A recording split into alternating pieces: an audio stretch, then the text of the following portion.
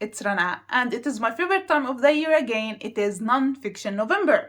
And if you don't know what a Non-Fiction November is, it is like a reading initiative slash readathon held every year in November by Olive from a book Olive, where the main goal is to dedicate more time reading nonfiction books. So if you usually don't read nonfiction at all, your main goal is to read at least one nonfiction book during the month of November. And if you read 2 to 3 nonfiction books a month, your goal is to increase that number a little bit. This is my third year doing Non-Fiction November, and I really love this event. It is my favorite on booktube, and I always look forward to it every year. This year, I think I didn't do this the previous 2 years, but I'm dedicating the whole month of November to read only nonfiction books. I love nonfiction. It is easily one of my top 3 genres to read. Many of my all-time favorite books are nonfiction, so I'm really excited to dedicate a whole month to only read nonfiction. And I'm here today to tell you about all the books that I have on my TBR and I'm planning to read in November. As usual, there is like 4 word challenges that you can make your TBR surrounding them or inspired by them. Like the previous year, I won't be following these word challenges. I prefer to read nonfiction and that's it, without getting inspired by words or whatever. It is a really chill readathon that you can do whatever you want as long as you are reading nonfiction. But just for you to know, the words this year are record, element, border, and secret. Now for my TBR, I have 8 books. I know it is a little bit a big number for me because I'm still in my reading slump and I haven't read many books in the past 2 months, but I think that Nonfiction November will help me get out of that terrible slump. So I have 8 books I'm really excited to read on my TBR. The goal is to read at least 6 out of the 8 books I have on my TBR, but if I ended up magically reading all the 8 books, I will be really happy. 4 of these books I physically own, and 4 of them are on ebooks. The first book I physically own, and the first one I'll probably start, is War Doctor by David Knott.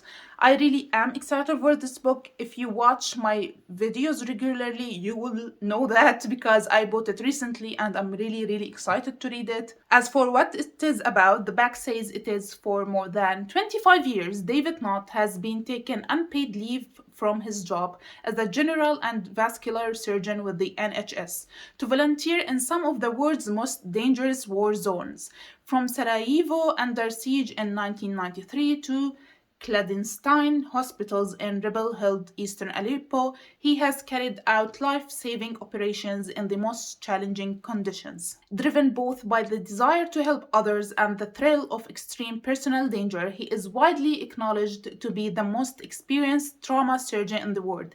Experience he now passes on to other doctors so that they too can save lives threatened by bombs and bullets. This book sounds like everything I love about nonfiction books.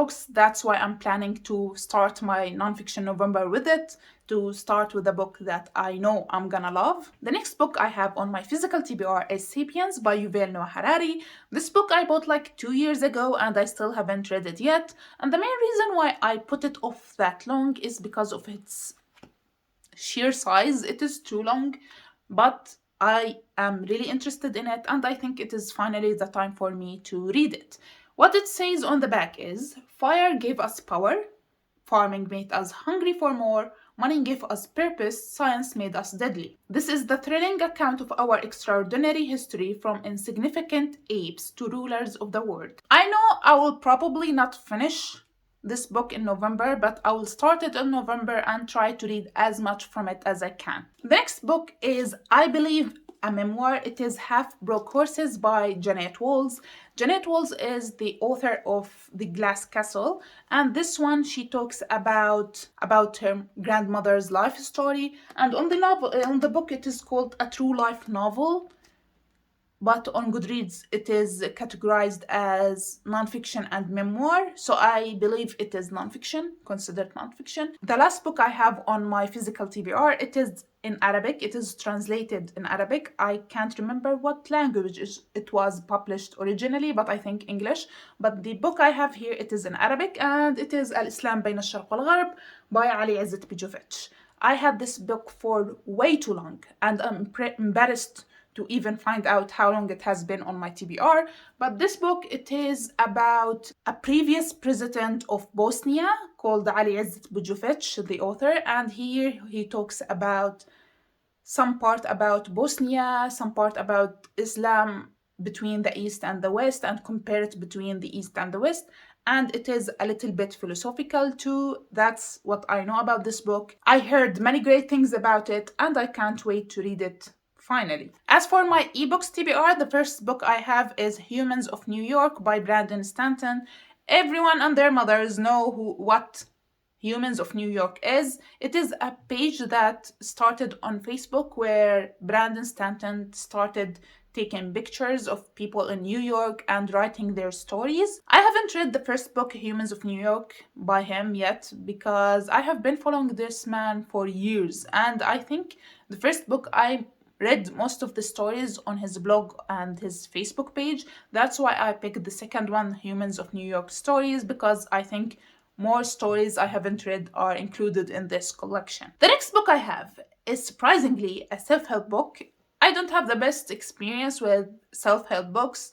I find them pretentious and over the top, but this one actually caught my interest, and it is Never Split the Difference, Negotiating as if Your Life Depended on It by Chris Voss. I heard amazing things about this book, and it is weird that it only recently that it became on my radar. I heard about many self-help books and I know most of the popular ones, but this one, it ended up being really popular and many people love it, but I never heard of it until like 2 months ago. But in short, it is about a former FBI hostage negotiator offers a new field-tested approach to negotiating, effective in any situation. After a stint policing the rough streets of Kansas City, Missouri, Chris Voss joined the FBI, where his career as a kidnapping negotiator brought him face to face with the bank robbers, gang leaders, and terrorists. Never Split the Difference takes you inside his world of high-stakes negotiations, revealing the 9 key principles that help Voss and his colleagues succeed when it mattered the most, when people's lives were at stake. I think it is clear why that book interested me after I read the synopsis, and I really look forward to it. I think it will be really good and helpful for me. The next book is a very short one. It is called 84 Charing Cross Road by Helen Hanff. I believe this book is like a collection of letters between two people, but let me be sure and read the synopsis for you. This charming classic, first published in 1970, brings together 20 years of correspondences between Helen Hanff, a freelance writer living in New York City, and a used book dealer in London. Through the years, though never meeting and separated both geographically and culturally, they share a winsome, sentimental friendship based on their common love for books.